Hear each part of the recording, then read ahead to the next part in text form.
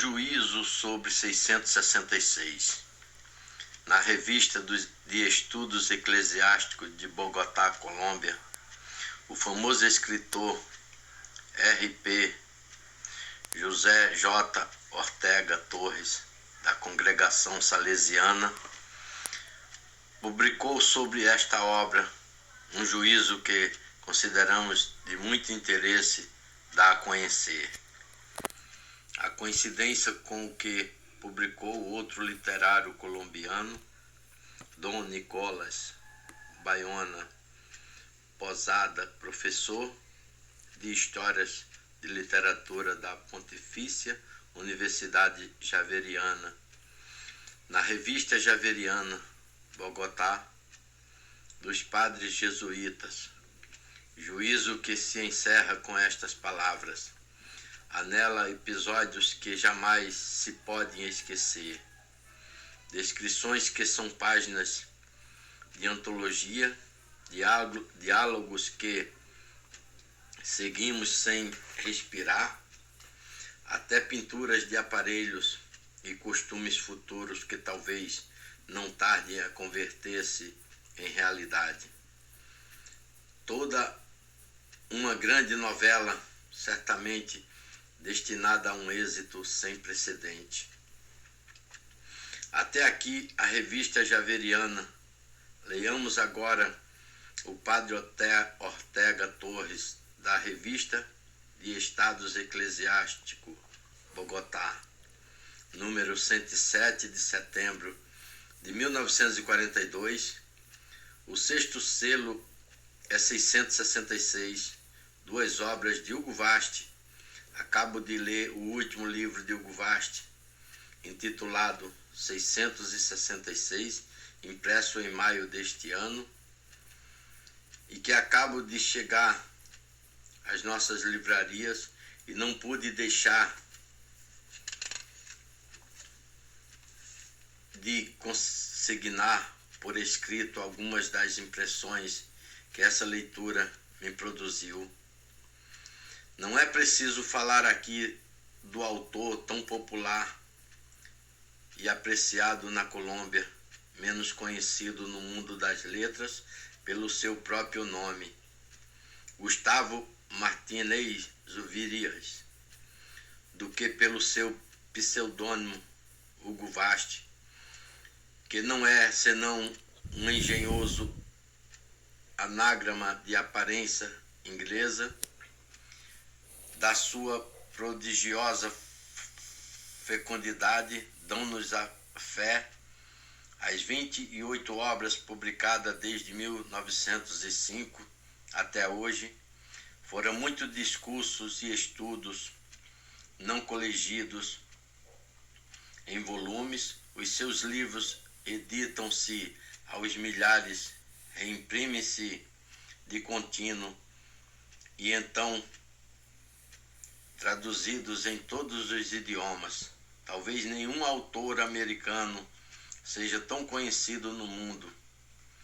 E quem é entre nós quem ignora a sua esplêndida obra histórica?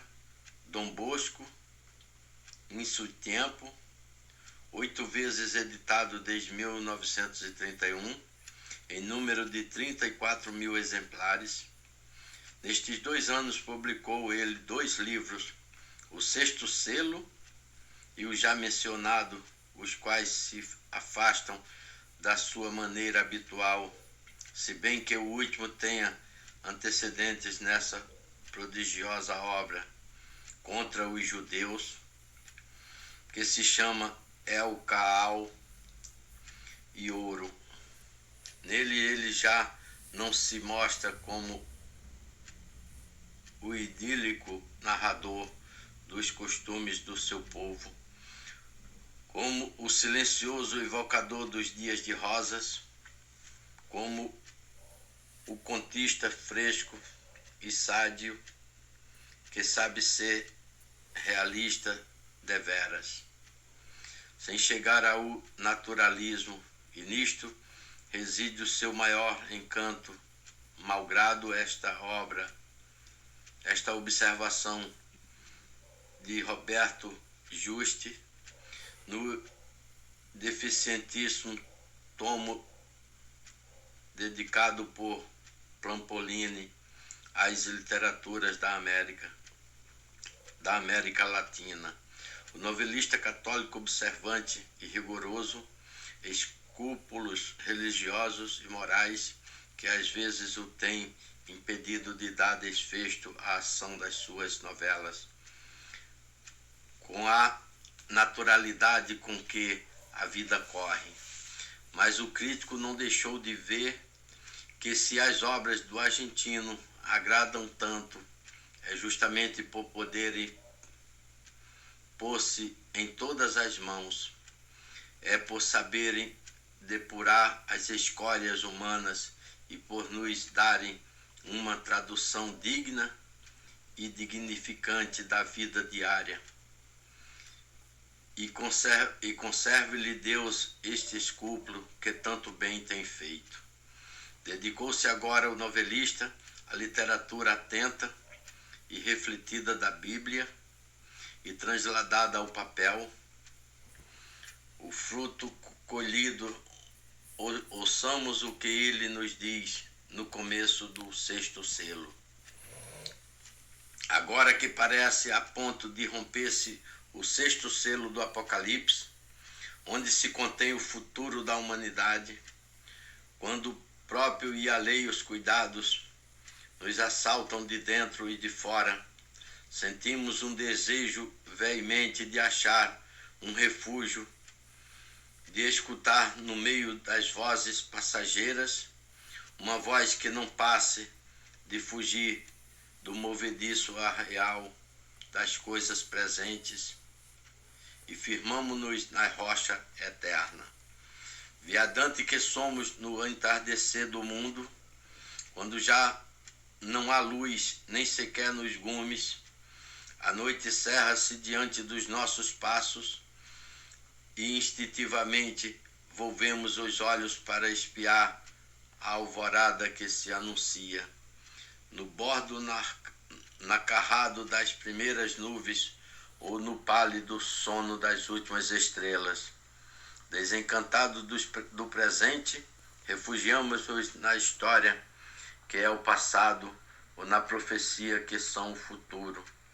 Fatigado dos 1000 grilhões das fábulas em que nos envolveram as línguas mentirosas de filósofos, sociólogos, financistas e demagogos, buscamos ansiosamente a verdade que nos tornará livre.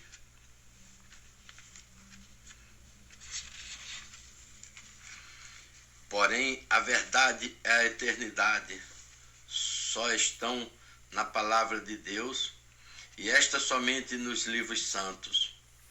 E por isso, nos dias de angústias, aprazem-nos ler a Bíblia, desde o Gênesis até o Apocalipse, enfrentando-lhe as misteriosas obscuridades e seguro de que, quando chegar a hora, dali brotará a luz. Não há leitura nem mais substancial, nem mais adequada para os tempos em que correm, sempre que seja feita com reverência e com atenção ao sentido que lhe dá a Igreja, sua exegeta infalível, ou os santos padres nos muitos pontos em que não há interpretações fixadas por ela. O que na Sagrada Escritura mais atraiu a atenção de Hugo Vast foi tudo que é relativo ao fim do mundo, e ele completou o seu cuidadoso estudo dos profetas e do Apocalipse, das palavras de Jesus sobre os últimos tempos, com a leitura meditada dos exegetas, dos santos padres, dos teólogos, e assim pôde escrever o seu 6º selo. O interesse deste livro pode apreciar-se pelas matérias que trata a segunda vinda de Cristo, a restauração de Jerusalém e a ruína de Roma, o milenarismo, a nova terra, a visão de Daniel, as profecias messiânicas, as debatidas questões da morte de todos os homens e sobre o anticristo.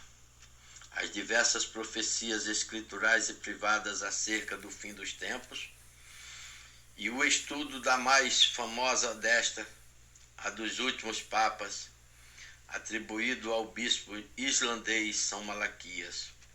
O livro conclui-se com o sonho ou profecia de Dom Bosco sobre sucessos precursores do juízo final, relacionado de modo especial com a nação francesa. Escusa encarecer que tão interessante tema são tratados com toda a amenidade, de modo que o livro, uma vez começado, não caia das mãos. E se bem que existam tratados mais completos no sentido científico, este é um hábil resumo de todos eles.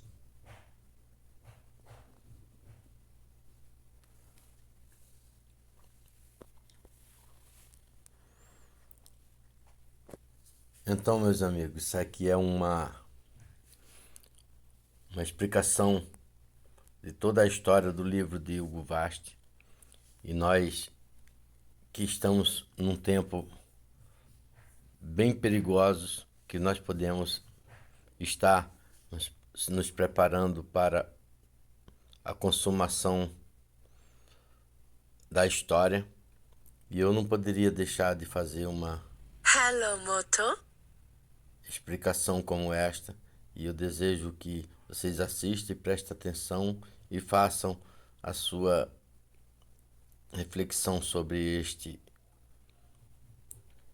escritor, porque ele deixou escrito, e é preciso que a gente possa prestar atenção e ver se tudo que ele deixou faz parte da nossa necessidade para os dias de hoje.